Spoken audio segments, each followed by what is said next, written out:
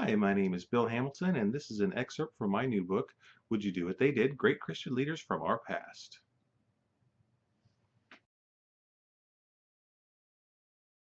A tall man dressed as a monk hung onto the railing of a small sailing ship, a black king from a chess set in his hand. A full moon shone down on him and illuminated his aquiline nose and pale complexion. The man seemed not capable of properly wearing the tattered clothing that hung on him. On his right hand he wore a gold ring inset with a large ruby. This seemed to fit the man much better than the old rags. Large boots that were common for some monks overpowered his feet.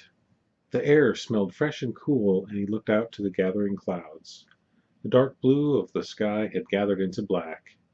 Lightning tore into England's countryside where he had just left. A violent storm was coming towards him. He might be able to outrun it for a while, but it would overtake him eventually. He heard shouting behind him, "Thomas! Thomas!" Thomas turned around. Brother Jacob was running up to him.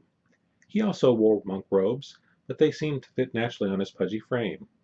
His face was round and jolly, and his eyes were brown and dull. Thomas said, "Brother Jacob, please refrain from calling me that out here. Remember, I am to be known as Brother Christian."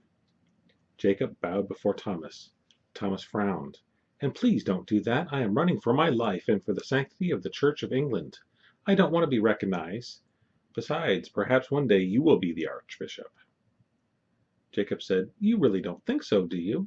Thomas said, "Of course I do. I remember when I crossed the Channel with the old Archbishop Theobald. The king, this was before Henry, had forbidden his crossing to meet with the Pope. I was his only companion, just like you are now, and there were these two men oaring the boat.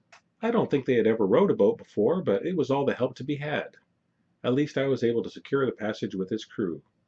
I think that the English Channel's waters were lower by the time we got across, there was so much water in the boat." Jacob frowned. "I really don't think that you could lower the water of the English Channel with just a few gallons of water in a boat, especially one small enough to oar." Thomas said, "Well, I do know that, my dear friend. It was just a hyperbole."